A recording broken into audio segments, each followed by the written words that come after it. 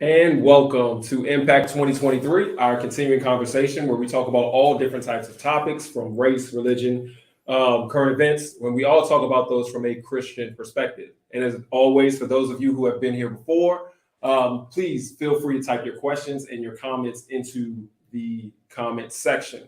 This is a conversation, and so you may not just want to hear us talk. You want to put in your 2 cents and your words and your questions as well, and we always welcome that. And as always, we hop right into the topics. As you can see, it's a little bit different format. We have a guest live and in person, which we don't get to do a whole lot. But we have Pastor Martin with us. We appreciate you being here. Absolutely. Glad to be here. All right. And for those of you out here, I'm going to tee up what we're talking about today.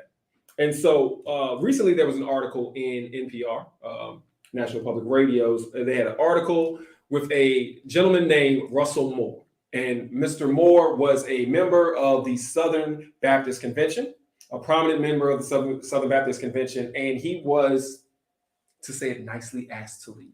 And this was in the time that of Trump's rising. So it was sort of related to Donald Trump, and it was also related to some sexual allegations going on in the Southern Baptist Conference.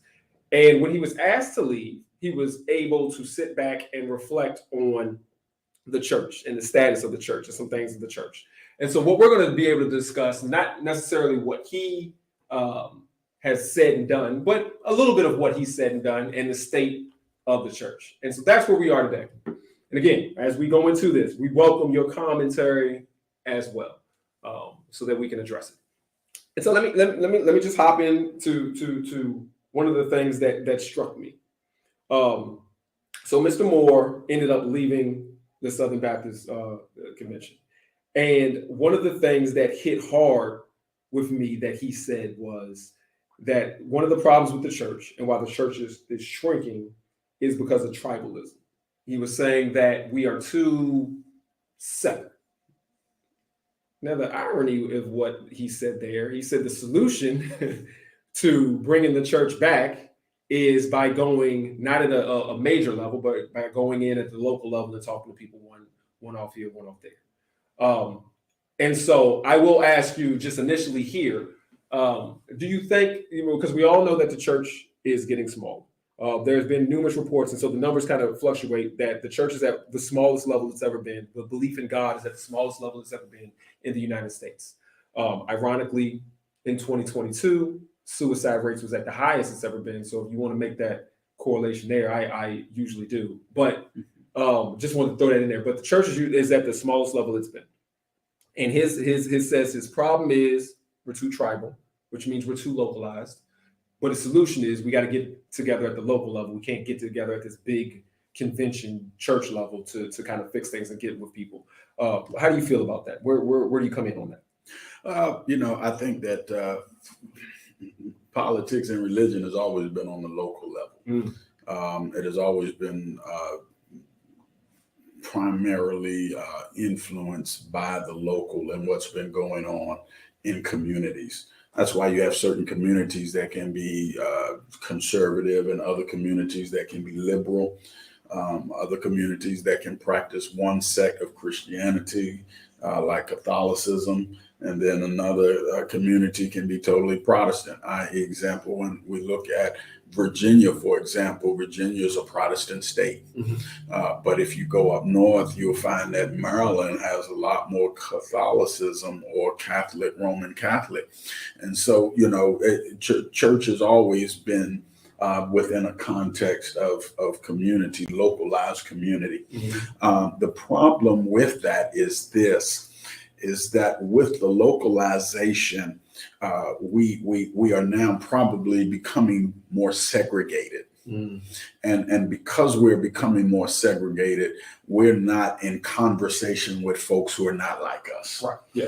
We're in conversation with folks who feel the same thing we feel. And so we don't get a person to challenge us relative to what it is that we're thinking, but then see them in their humanity, see them in their God giftedness, and recognize that what they may feel and what they may believe is not necessarily a threat to me, but it helps to enlarge my understanding of how Christianity ought to play an impact.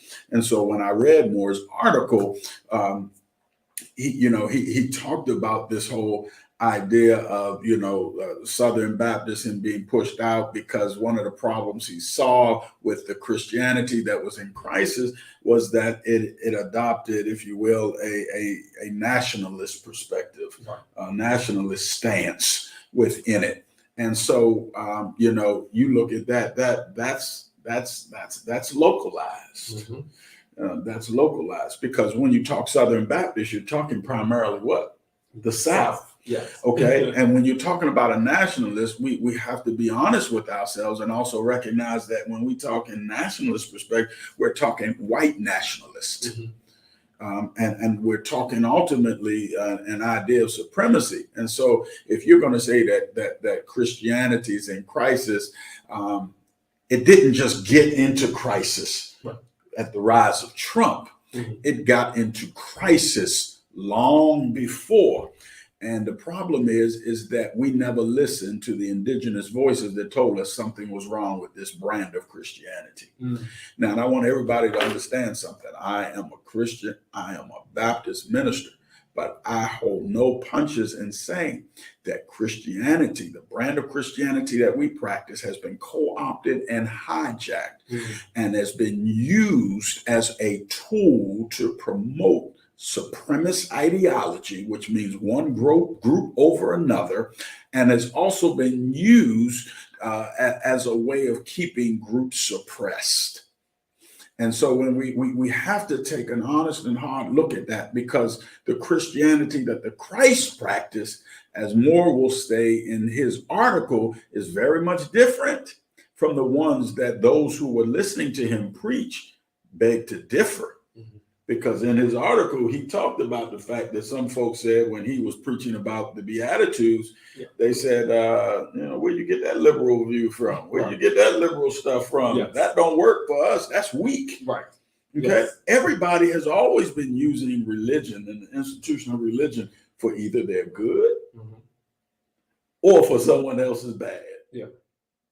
That's a good point. Let's take that spot right there. And so, as you were talking about Moore, what he said was he's talked to numerous pastors, and when they came to the Sermon on the Mount, they would talk about it, and they would talk about turning the other cheek, and the pastors would basically say the same thing. Multiple pastors would say the same thing, which is people would say, "Yeah, what is these liberal talking points you got?" That is calling what Jesus's stance was weak, and then when they explain, I'm quoting what Jesus is saying here in the Word. And instead, they're expecting to hear an apology, like, oh, I'm sorry, bro.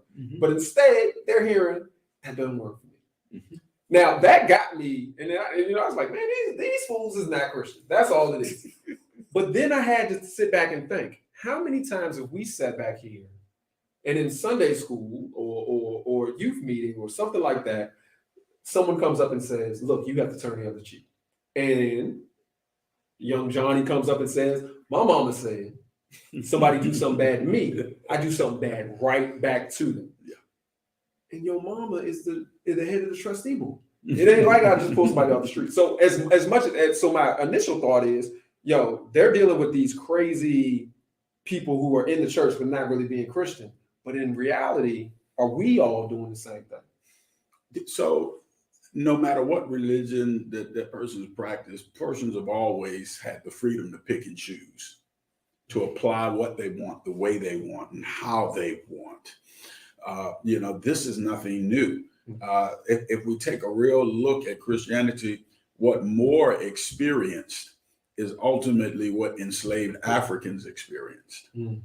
They say enslaved Africans and their testimonies that ultimately speak to this, they say, who is this God you're talking about? This God does not want me enslaved. This God does not consider me a second-class citizen. This God does not say that it is my lot. What God is this that you're talking about? Matter of fact, enslaved folks said when white slave masters and preachers would say, the Bible says you ought to be a good slave. You ought to be obedient to your master. You ought to be. Some of the folks said, enslaved folks said, I don't know about that. I can't read the Bible, but I know that God didn't say that. Right. And so we discover, and then on the flip end, you got persons who use the religion to oppress. They apply and they deal with certain terms and certain ideas and ideologies. For example, like, I'm a slave. Well, you ain't gonna find them ever saying they are a slave to anything. Right. Yeah. They pick and choose, and so it becomes this idea of, how I'm going to deal with my religion in the world and in the context. And that's why I say that Christianity has oftentimes been hijacked or co-opted, because it has been used by people to promote their agenda. Mm-hmm. And whether we like it or not, we're in a Christian nation, right, that has ultimately used, watch this, Christianity to promote its agenda. We look at the history of Christianity in the Americas and in Europe, because Europe brought Christianity, the form that we have now today, here, and we find that Christianity was used to justify the enslavement of brown and black bodies. It was used to justify the taking of land away from Native Americans, our brothers and sisters. It was used to justify torture and beating. It was used to justify a number of things, and it's even been used to justify war. Yeah. And so when we look at it, we find that, watch this, the country has benefited off of that institution known as religion, known as Christianity. And we have to be a people who are willing to wrestle with this embeddedness of the oppression and ultimately the supremacist and nationalistic tendencies that are within our Christianity. Doesn't mean we don't love Christ. Doesn't mean we ain't going for God. Right. But we have to wrestle with the brand of Christianity that we have received, and we have to deal with it in such a way in order to uncover it, as I would say, in order to get back to what it is the Christ is attempting to tell us and attempting to direct us on how to live in this world. Yeah. It's some funny things here. All right, so we look at Russell, okay, and or Mr. Moore, and we look at what he talked about, but yet he conveniently did not hit on the issues of race. That wasn't his agenda. And you look at, so you're going to sit here, you're going to have this whole big Trump debate. You got kicked out of the church for that. And so you're kicked out of the church and you're realizing that people are rejecting the teachings of Christ. But you're not acknowledging, you're acknowledging the fact that they had some sexual issues when it came to the Southern Baptists, but you're not acknowledging the race. So you're going to sit here and you're going to be able to be clear, and I can look at all of these flaws that the Southern Baptist has, but I don't see nothing going on with this race. I don't see anything going on with this hate towards anybody who's different, whether they're coming from South America or different parts of the world. If they're brown and not down, type of situation. You're just ignoring that. It's not that complicated. It's very simple. And you talked about how people are using religion and abusing it for their own purposes. But it's not like the Bible is. It's not like it's not plain. I mean, as complex as it is, it's pretty plain. When you're going over here and you're saying like these people from South America, they don't need to come in here, and it's saying love your neighbor, and it's literally talking about how Jesus was an immigrant, and you're not falling into these foolishness because it's easy. You're falling into this foolishness because that's where you want to go. A pastor does not have to do a lot of work to make up some hate speech out of the Bible, but it's not there. Like if you just read it, you don't see it. So I'm saying all of this, and that's a long-winded way of saying it seems so simple to defend. Is it our fault that we're not defending it against other people who are manipulating it? We all know when we see somebody that walks in, I'll even go to the Catholic level, the Roman Catholic Church. You know the difference between one pope and the next. And you look at one pope, he comes in, he's just talking that mess. And you have another pope comes in, and you're like, oh, well, he believes this for real. So is it our fault for not checking those people who we know, y'all ain't really in this for real? I think it's hard to check because once again, everything is localized. Mm. So how many times do you get to encounter a Southern Baptist preacher Right. with nationalist tendencies in your church? Right. Yeah. Right. Mhm. And so you don't get a chance to dialogue with that person. You don't get a chance to talk with that person. You don't get a chance to challenge that person. Mhm. And let's be honest, most of the time when it comes to religion, folks have stopped growing a long time ago. Mhm. Mhm. We've become very concrete and very rigid in our belief. And it is our belief, and there is no other way at all. Mhm. And so when you look at it from that perspective, it becomes very much a difficult thing. Example, Southern Baptist 2017. They denounce and repudiate white nationalism. Okay? Right. In its annual meeting. Right. What the heck does that Right. huh? Right. Because the reality is that you've been such a major player in the political process of electing presidents Mm-hmm. that the agenda you vote on a president based upon what you believe is right for you. Mm-hmm. And we fail to realize that you vote because it's right and it's good for everybody. Right. And so when you got the evangelical portion of the church that is oftentimes used in elections, and Republicans are going after them and Democrats are going after them, they trying to wing and they trying to fight to see who's going to get to who. At the end of the day, look at their voting record. Mm-hmm. They will tell you what they believe. They're going to say, we do not believe in abortion, but we do believe in jails. Mm-hmm. Mm-hmm. Okay, so we gotta fill these jails. Right. Somebody's got to have these babies to fill these prisons. Mm-hmm. Somebody's got to have it. We don't believe in education, equal education for everybody. It is a plethora of things that when we look at it, we see what their agenda is. Bush got voted back in so he could carry out a war. Mm-hmm. Right. Yeah. That's plain and simple. Right. Yeah. Yeah. You see what I'm saying? But we encouch stuff and we say, oh yeah, I vote for this person because they pro life or pro life. Yeah, that's it. Mm-hmm. That's the only thing you vote for. Right. Is that a person is pro life. And we don't necessarily believe, we don't necessarily see or read the scriptures. Now, I'm not getting into pro-life argument, but what I am simply saying is that we use religion constantly to promote our own interests. Mm-hmm. And the problem is that our Christianity becomes diluted and co-opted. I'll give you a primary example. Who is the crown in Southern Baptist and in white evangelical circles? Billy Graham. Mm-hmm. Billy Graham says, my greatest regret is that I did not march with King.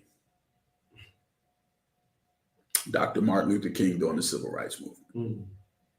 Think about that for a moment.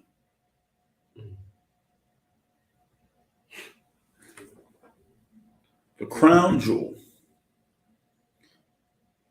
did not march or walk with King, but yet he advised presidents. What do you think his advice to the presidents were? Mm-hmm. Right. You get to see later on when you're older, oh, I should have done this. Uh-huh. But at the time, what is your advice? What is your speaking to presidents? You advised 3 or 4 different presidents. You were an advisor to them. What is the advice? Because you can't see the supremacy within oneself if you're not in conversation with the people who can tell you how it works in your life.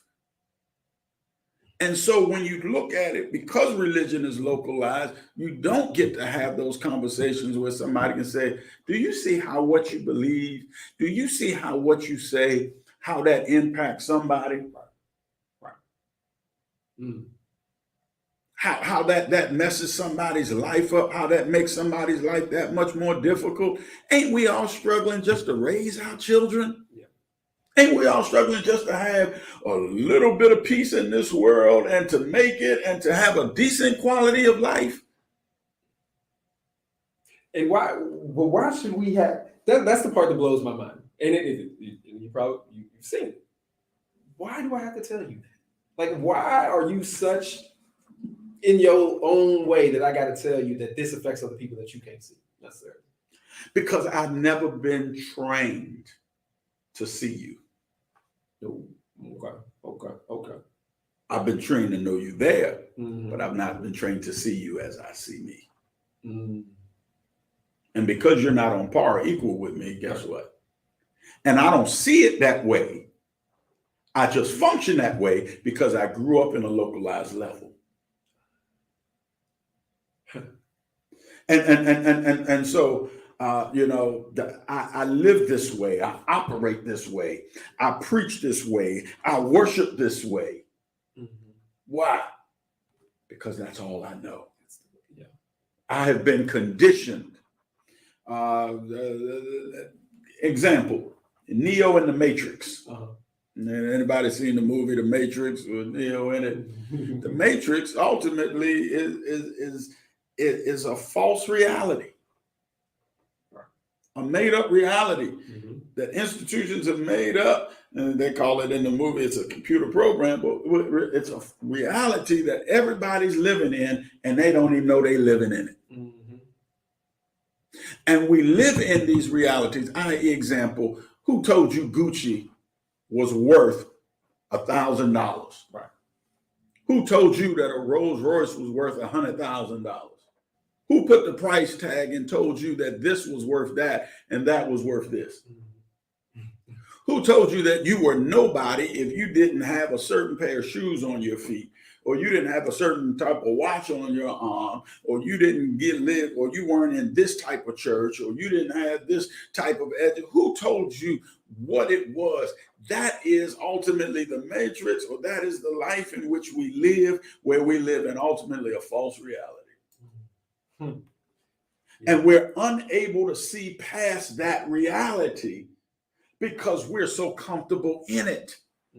Yeah. And so in the Matrix, you remember the guy who wants to come out and he wants to turn in Morpheus in them, and he says, "I know this steak isn't real, but it sure tastes good." Yeah. You want to live in that false? You want to live in that false reality because it's good for you. Everybody, every believer, and every Christian knows what: naked I came in, naked I'm going out. We all know that the love of money is the root of all evil. But guess what? We sure strive for stuff. That's so true. Because the culture teaches us. And so we become more culture driven than Christ driven. That old book by Reinhold Niebuhr, Christ Against Culture, Christ Over Culture, Christ in Culture. We're wrestling constantly, and culture begins to win because that's what we do every day. Yeah. That's what we're inundated with every day. Right. Yeah. No, you're right. I'm gonna hit some of these comments. Isn't Christian nationalism, particularly as put forth by whites, more about worshiping political and societal power? So Christianity is only used to justify their position. God is with us, and God is okay with what we do. And so, you're just sitting there. So, Christian nationalism is just to justify the way that you want to live. How do you? I think that when you talk Christian nationalism, if you unpack it and you take a real good look at it, it's not a Christianity that just wants to impact the national scope of things. It is a Christianity that is embedded with white supremacy. Uh-huh. And it seeks to keep a certain way of life going. Have we not figured that the majority of evangelicals are South? What lost the war right between the North and the South? Right. We not figured out that those tendencies, i.e., example, why is it that right now in Florida we got problems with education? Mm-hmm. Mr. DeSantis is making a war against critical race theory in schools. Yeah.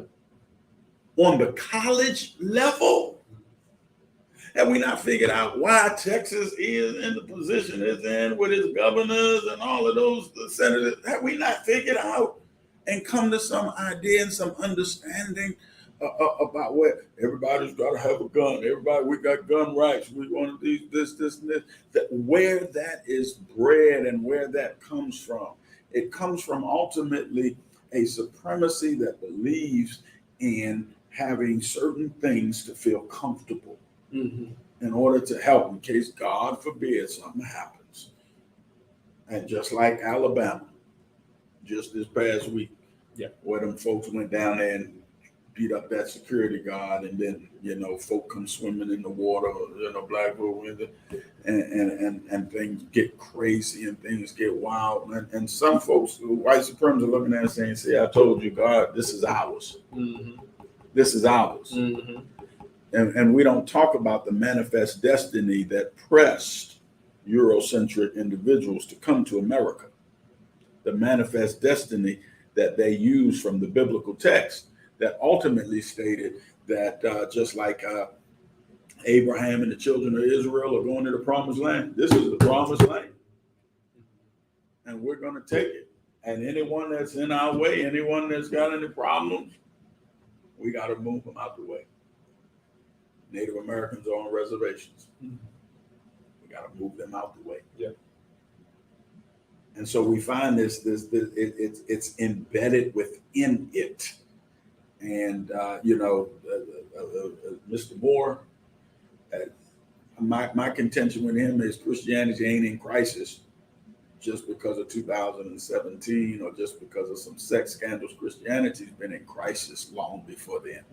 We just don't listen to those indigenous voices that have been telling you something is wrong with this belief system. Something is wrong with this religion. Jesus is good, but Jesus does not walk around with a machine gun and saying, "I shoot you in the name of the Lord." It doesn't happen that way. Jesus doesn't walk around and take more food off the landscape than necessary. And we got to begin to wrestle with this idea and this ideology that culture has placed upon and co-opted our Christianity and our beloved Christ and our religion. And we've got to wrestle with it, and we've got to take it back. So who do we put this on?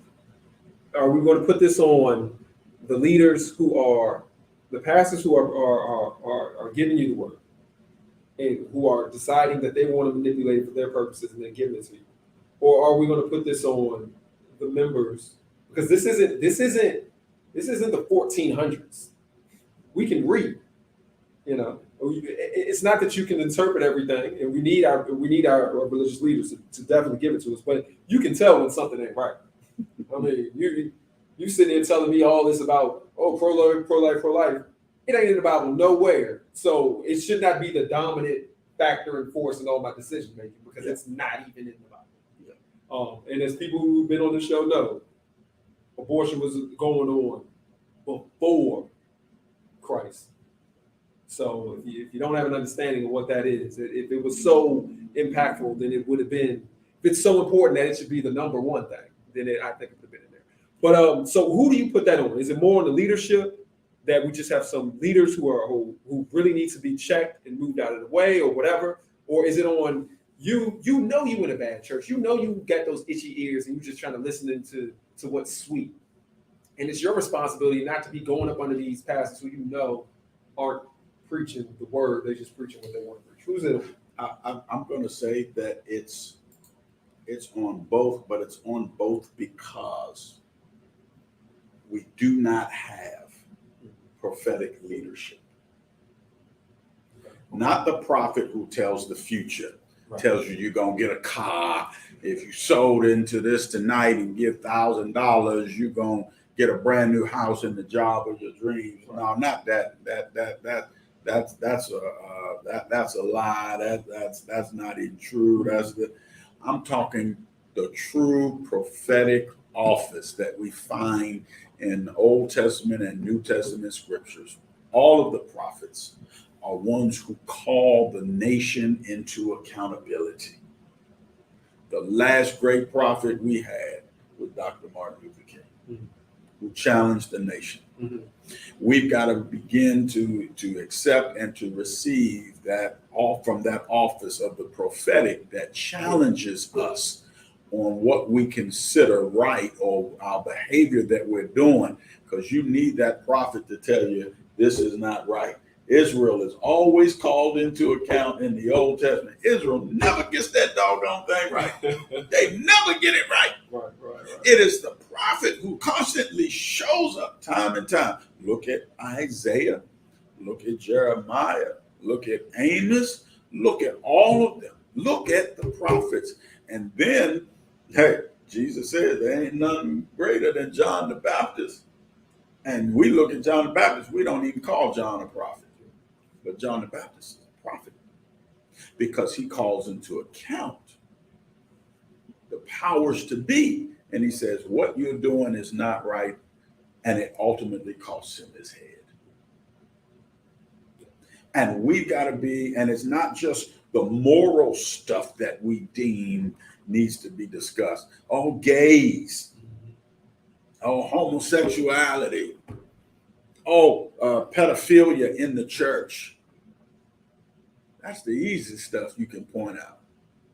Can you look deep within yourself and point out the fact that while you're looking at television, you've said some words about some particular people who may not be of your ethnic background?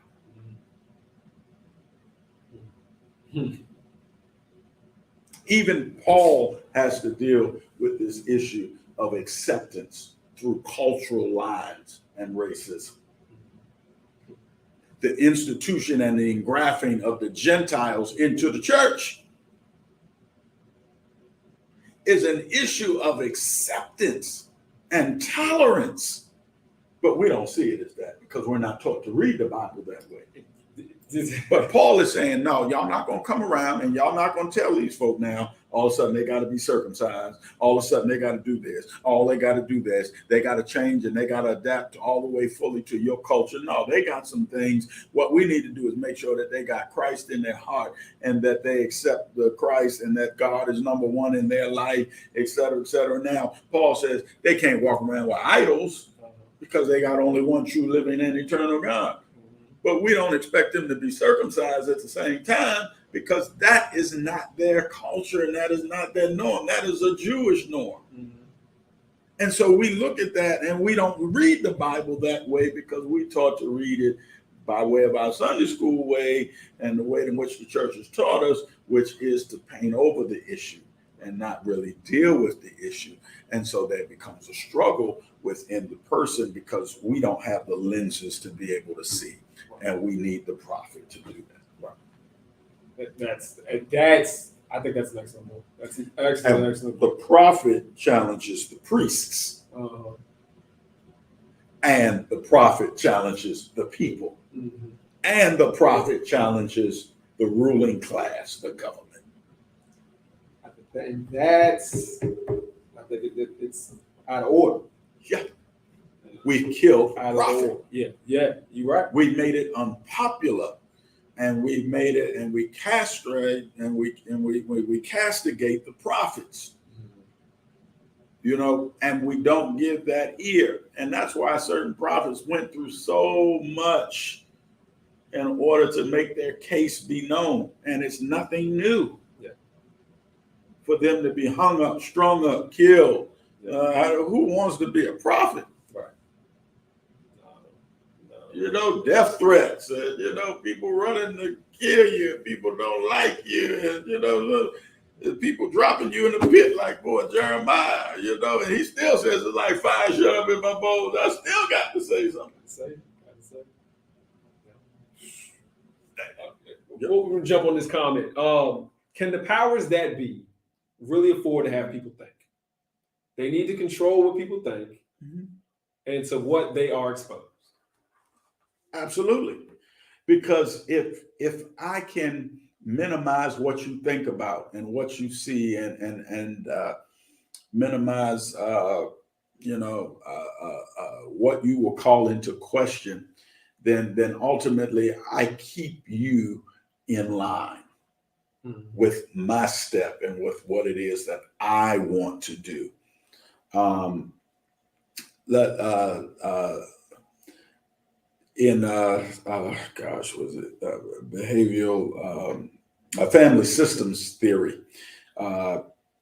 You know, they say that the cow that gets, you know, a group of herd of cows, they're by the electrical fence, and one gets shot, and all the other cows jump. They ain't get shot, but they jump by the reaction of the other one. So what they're saying is that everybody learns their lesson by what happens to the one. Yeah. And so now that says, oh, I saw what happened to them. I ain't going that way. Yeah. I ain't gonna think that way. Yeah. I'm not gonna go. I'm not, you know, oh no, they done called him crazy. Yeah. Oh, he's not for the nation. He's not for our country. If Jesus Christ showed up now, right, they would probably try to kill him. Yeah. Oh, yeah. Castigate him, push him off. I don't know. I mean, it was clear, you know, through what Moore said. Half of our people, we're gonna be sitting back. We can be like, no, you can't listen to that crazy dude. He's soft. And then the other people, they gonna be sitting back. Well, we can't listen to him. He weak. Or you can't listen to him. He likes Mexicans. Like that's the ignorant way that we would treat Jesus right now. Like, you're right. It's ridiculous. But here's one. Another comment: has the church become a place where people are attacked and not a place where people are attracted? A guy came by here the other day, and he was telling me how he knows about Love and Down. I'm like, oh, great. And he was quote. But then he went off on this tangent. He was telling me about, he was like, hey, you know all the gays and da-da-da-da. And I'm like, whoa. I was like, man, you quoting all this good stuff, and you hitting me. I need you to start quoting me some Jesus. How much hate was Jesus trying to put out, and how much love was he trying to put out? Because all I hear you talk about is what everybody's supposed to not do. And that judgment is supposed to be reserved for God. What we doing? You sound like you're being a hater out here. You're attacking. And he was like, yeah, you're right. I'm supposed to be nicer. I'm supposed to be bringing people in. I'm like, ain't nobody coming in with the way you talk. That's to this comment here. Are we doing too much hating? And to just keep it in the commentaries, are we doing too much hating? I think that when you look, I think on the local level, there is a ton of unacceptance. Because remember, when you localize, you become what? Familiar with this group. And you don't want anyone infiltrating your group. Right. Because now that changes the group. So if we are all black and we love our fried chicken, don't infiltrate our group now and bring in baked chicken. It's not gonna work. Who are you to come in here and change this? Right. And that's a playful way of looking at it. But when we look at it honestly, what we're dealing with is because it has become sectioned off and segregated. You know, and church is still one of the most segregated. We talk this multicultural church stuff all day long. That's 1-2% out of the whole darn nation. Yeah. Okay, that are really multicultural. Right.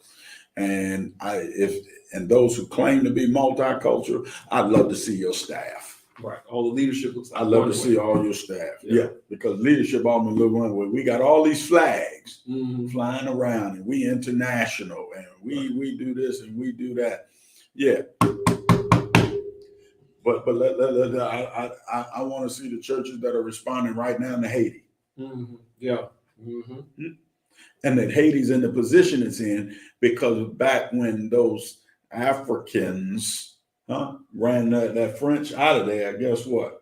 They got mad and cut Haiti out of the political world system economically. So now Haiti is impoverished and Haiti is poor. And now, oh yeah, we're going to send humanitarian aid over there and we're going to help them out. But that does nothing for the overall projection and long-term stability of Haiti. And Haiti has something to offer the world. But what's on the backside of Haiti? Dominican Republic. Yeah. Oh, what a great tourist destination that is. Oh, the folks over there are so beautiful in Dominican Republic. You got to go over there. The beaches are nice, white sand beaches, blue water. But Haiti, which is right on the back door of it, yeah, no, don't nobody want to go there. Don't go. That's the. Why not make Haiti a travel destination? Why not make it a wonderful place for folks to go and visit? Why not work with the government there to make it something, or the rice that they're able to produce, or the goods that they're able to put out into the world? I mean, shoot, we buying and selling arms and everything all over the place. Why can't we? Right. But it's because of who they are. Mm. Mm. Yeah. No, that you know, that's an awesome point when you sit back and you really look at that. You're right. From one spot to another, not even, you know, the land isn't even different. Mm-hmm. And you say, so what's the difference? Why do we choose? Why are we picking and choosing this? Why are we picking and choosing these people? How come your skin is just a little bit darker and you the ones we not picking? You know, that's great. We have gone way past our time for Black folks make money and might make some money. You're right. You send that money there, and they, you know, I think people have learned their lesson a little bit with Black folks too. You get a wrong one money. You give Tyler Perry some money, and you see what happens. You know, I'm gonna get my own studio and stuff like that. But you get a wrong one of us some money, we're gonna end up helping out. All of us are not gonna just act foolish with our money, keep it to ourselves. Some of us might actually put it back in our community. Yeah. So that's the prayer. Well, we've gone past our time. This has been a great conversation, but I want to ask you just one more question. Because I feel like as much as I enjoyed listening to, or not listening to, reading what he talked about, I think there's a lot to be desired there. I think he still needs to do a lot of soul searching and figure out what's going on. At the end of the day, you're not Southern Baptist, but you're still Southern Baptist in the ways of, I'm taking a lot of these negative ideas from Southern Baptist and I'm keeping them with me. So I ask you, the tribalism, the separation, is it our job then as Christians to get together, to go out and meet with other Christians, to kind of break down these walls? You know, time to time you used to have where you'd have we got this church that's white and this church that's Black and we're going to worship together. We're going to have this church that's Black and Hispanic, we're going to worship. Is it our job? Is that what we need to do? Do we need to break down this tribalism? We need to break down this localism? Do we need to go out on these travel tours and meet? Like how do we do that? I think that, I don't know. Mm-hmm. I'll be honest with you. I've seen so much quote unquote partnership that was good on the surface, but did nothing to the inward. Right. You know, Black and white churches coming to meet with one another once or twice a year, worship together, you know, and there was a wonderful worship, but nothing changes in terms of our ideology or our theology, mm-hmm. Or our belief system. And so, you know, I would say that if you're going to do that, you need to be with folks that are going to open themselves up to the possibilities, open themselves up to the wrestling, mm-hmm. open themselves up to what it is that God is attempting to try and do, because we've made Christianity once again concrete when Christianity was always very much fluid and moving. Mm-hmm. And when you look at what Christ left, you know, there was a build upon it. And then we got to a place where we said, that's enough. We said, that's it. Yeah. Right? Christ ain't finished. Mm-hmm. Mm-hmm. The Spirit ain't finished. Right. You know, and we've got to allow that continued development, because, mind you, remember, Christianity, you know, was not Jesus's religion. Right. Jesus went to the synagogue, not to the church. Mm-hmm. He went where there were other Jewish folk. Right. And I think in the end, we have to go to where we can be refueled, where we can be blessed. But we also have to, I think that those dynamics don't come necessarily in the church per se. It comes through our relationships that we have outside of the church, on our jobs, the people we meet in the grocery store. Mm-hmm. We do some food pickups and things of that nature. And, Right. One lady, she just throws the cart down the ramp. Food comes out all over the place. What the world is going on here? This has never happened. You ain't. Next time, food, bam! No. I said, hold on, time out. Wait a minute. This is food that people are going to eat. You just throw it on the ground. What the heck is that? What is going on? These are people like you. Did it change? No. I had to go to the manager to get the change. Yeah. So I think that it becomes, it's a gentle walk. I don't know, to be honest with you, if it's supposed to. Mm. I think that some things will ultimately have to kill. Yeah. And may have to die. And I think that's what white evangelicals at this moment are really wrestling with, Mm-hmm. is the death of their Christianity. Yeah. Is the death of what they consider their way of life that Christianity provided, when in all actuality, what the way in which they lived their life, that Christianity, that brand of Christianity got them that, but the Christ did not authorize.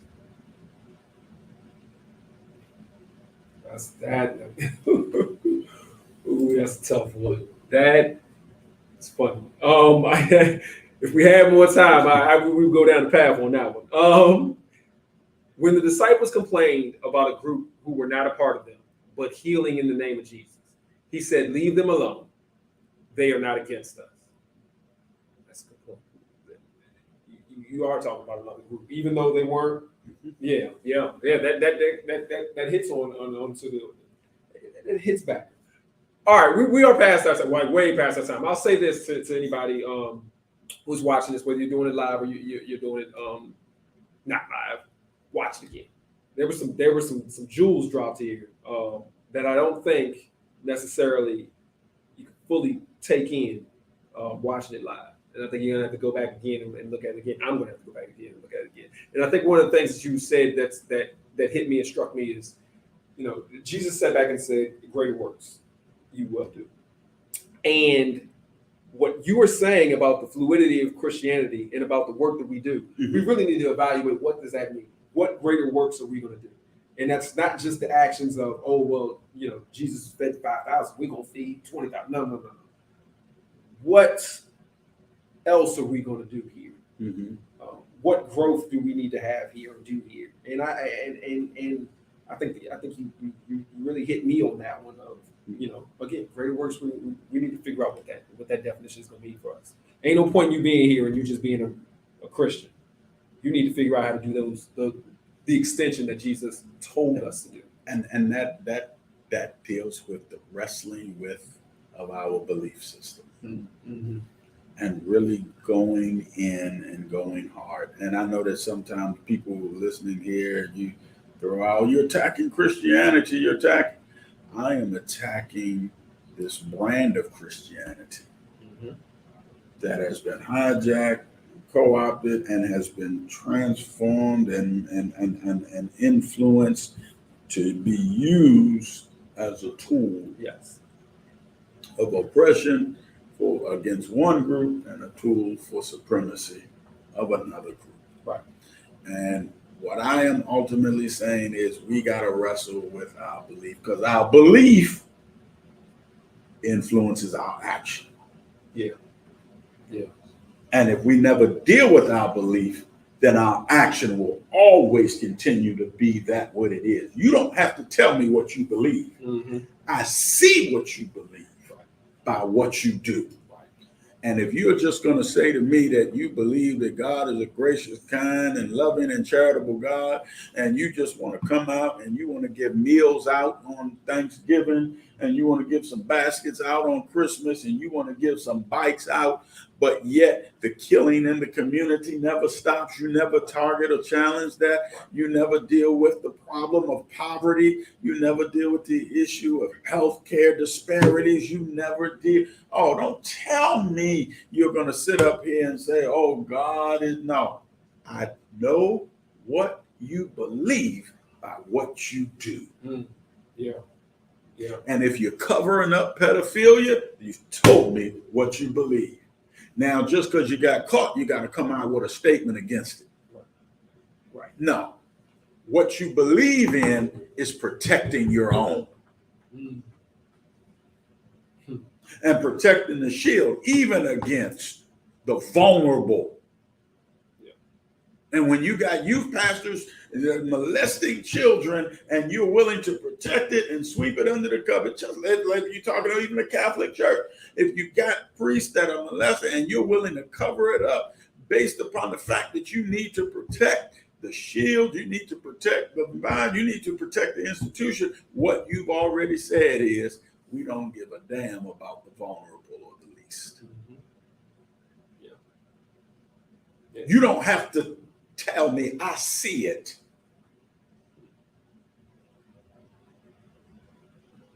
And that becomes our struggle. Right. Because we're in a place where we're trying to protect what we have become accustomed to. And my suggestion is what we become accustomed to, we need to shed in order to find out what it really is like to walk with Christ. What do we protect? We don't need to protect Christianity. We don't need to protect Christ. He don't need to protect him. So we must be protecting ourselves. Protecting ourselves. Right. Our vulnerabilities. Yeah. Ooh. Because we don't want to change. We don't want to deal with the truth about who we are. Yeah. That we're a nation that consumes too much. We're a nation that lives ultimately on the flesh and on the desires of the flesh. We're a nation that does not seek ye first the kingdom of God. We're a nation that has put God on the back burner. God ain't number one.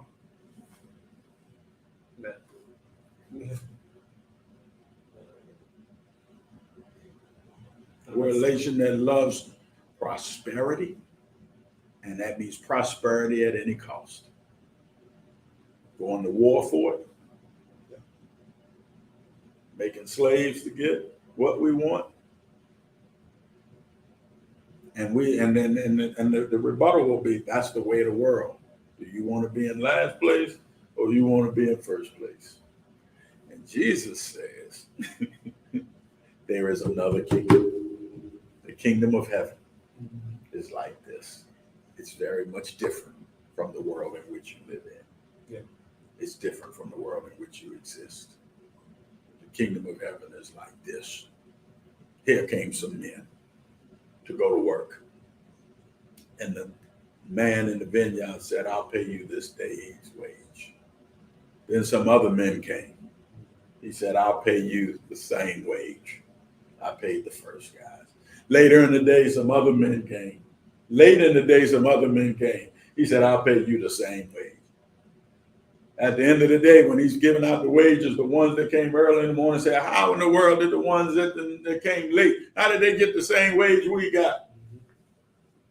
Keeper said, this is mine to do with. What I want to do with. Yeah.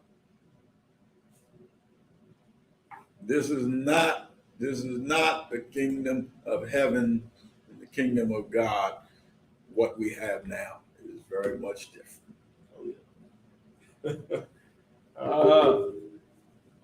And we got one last comment. The first shall be last, and the last shall be first. Amen. Right on there. Yep. Look, I appreciate you coming on. Absolutely. Everybody who's been on here, a lot to think about. A lot to really think about and mull over. we got some responsibilities there. And what you said, some self-reflecting needs to be going on. All of us need to kind of, as much as I disagree with some of the stuff that Moore says or used to believe, what he did do right is that he's doing some reflection. And I think all of us need to do that reflection, especially when you're sitting back and you're talking about not only in our bubble, my bubble, what Christianity is, but also in the greater good of what we've turned Christianity into. He's in the embryonic stage. Yeah. Of this reflection. Yeah.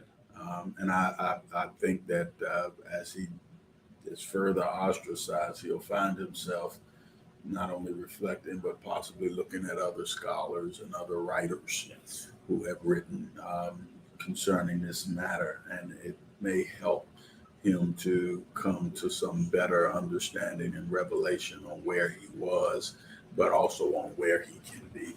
Yeah. Where he needs to be to find that, and I salute him on